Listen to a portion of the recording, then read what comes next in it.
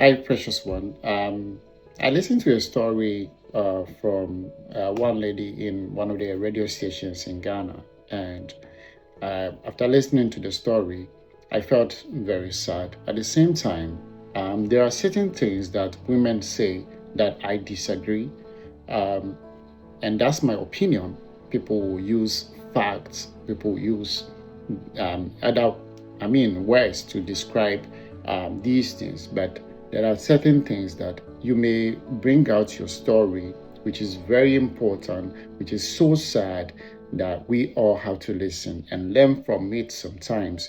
And sometimes they need to also, like somebody would say, take a cue from it. That is very important. But there are certain things that you may say that will one way or the other spoil your story or kind of not make it people like to hear.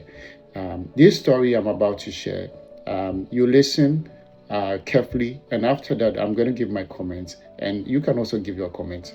It's just an opinion that we all need to share. It's your opinion, and it's my opinion. That's it. Let's watch this. I've been married for 20 years now. My husband had literally nothing when we met at the university. He had great potentials, so I decided to go against all odds to be with him.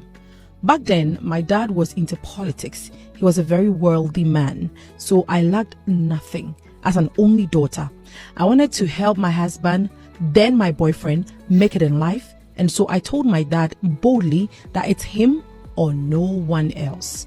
Tima, because of the love my dad has for me, right after university, he employed my husband and made him general manager for one of his top companies. We got married right after university. My dad gifted us our first home and bought him a car.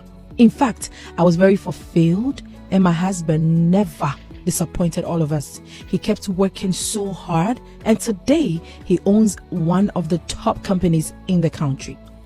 Tima, the issue is that about 5 years ago, my husband decided he needed a personal assistant because we all agreed there was so much he could forget due to his workload. And so I introduced my goddaughter and made my husband employ her. The work is so tedious that I hardly saw her, but once in a while, she calls to check up and vice versa. She even come home most weekends to help me with one or two stuff. Tima, somewhere last 4 years, which was a year after working with my husband, she called me that she got pregnant and that she wanted to keep it, but the boyfriend doesn't really have money and was asking me for advice. Tima, I advised her to keep the baby and even requested to meet the guy, but she was always tossing, so I left it and she had the baby finally. And right after delivery, within 6 months, she got pregnant again. This time around, my husband was the one to even break the news to me. So I called her, then she said it's the same guy. So I even raised concerns that the guy must marry her, which she agreed. So I left it there. So just last week, my goddaughter's best friend, whom she recommended, and I made my husband employ her as his PRO, asked to see me, and I was surprised. To cut the long story short, I asked this lady to come over, and to my utmost surprise, she shows me pictures of traditional marriage ceremony of my husband and my goddaughter, and went ahead to tell me that her 2 kids are for my husband as well. I asked why she's not telling me. She said she just couldn't anymore because I was so good to both her and my goddaughter. Tima, as I'm sitting here, there are so many things going through my mind. At the traditional marriage ceremony, I saw my husband's parents and his siblings. So I was asking myself, where did I go wrong? As for my goddaughter, I don't even know what to say. This girl is my best friend's daughter. She's late and she had her as a teenager. So she's now in her mid-20s. So I took it upon myself to sponsor her education since she's such an intelligent girl. I love her so much and I'm still shocked at her behavior. This world is so cruel. Tima, I am 45 years now with 2 kids. And you see, I'm just hurt and pained. Tima, a man I picked from nothing and made him something. Jesus, I feel like dying. I haven't even gathered the courage yet to ask him. I'm still his legally married wife. 2 people I do cherish and trust decided to break me into pieces. But please, what do I do? So after watching this video and listening to the things that was said, it's very painful. I feel the pain, and that's the truth. I feel that if my sister was the one that this happened to, I'll be very, very angry. And even if it's my friend, I'll be very angry. But one thing that I have always disliked hearing when some ladies, friends, like to say is, I built him from the scratch. I do not believe in that. And that's my opinion. I disagree 10,000% or even 1,000,000%. To be fair, she has said it herself that she saw a potential in him and decided to support him. There is absolutely nothing wrong with that. Nothing, absolutely nothing wrong with that. In fact, that is what people with good hearts do. Many a times, that is what good people do. What people with good heart do is that they encourage, uplift, and help other people become better versions of themselves. However, there is a significant difference between helping some people grow and claiming that you built them from the scratch. The truth is that there is no human being that builds another human being. No, that is my opinion, and that's my truth. It is God who builds people. He may use individuals as instruments to support other people, guide and encourage other people along the way.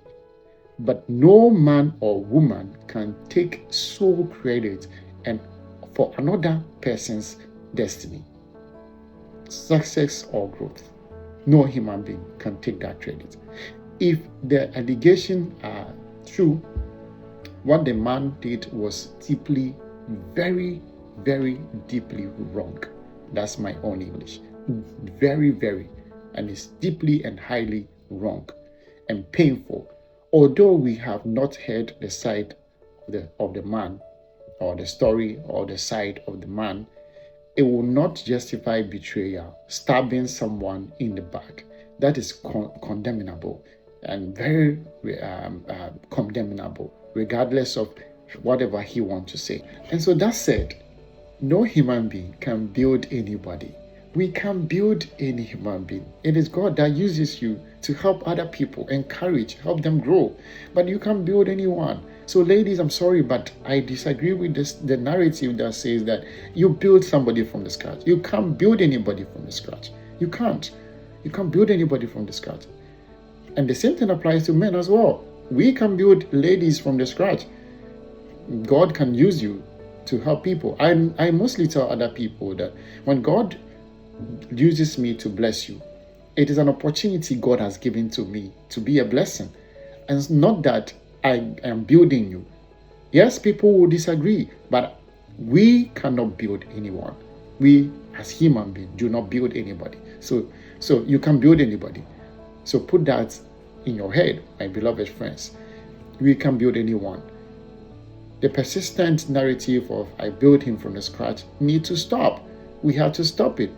It is an inanity, that often overlooks the role of God in our life as individual. Personal effort, resilience, and the contributions of many others along the journey. Supporting someone is admirable. That's very true. And by God's grace, God uses people like us to help other people. And other people also help us through God. Claiming ownership of their entire growth is something else. Very bad. It's something else very bad entirely. So we need to stop this. I pray that God will have mercy on this lady, grant her healing, because what is going on or what she's going through, it's undoubtedly painful. It is very, very painful, and I will not pray for that for anybody. But we have to be watchful when we are in pain. Telling people we build them from the scratch is very wrong. May God help this lady to be healed. I pray that God will give her strength and move her to a place that she will be blessed and will be happy again. May God bless you for listening. And you can share your comments. No insult, because if you insult, it's your choice to insult, by the way. So you let that sink in here. And God bless you for always listening. Yes, I love you.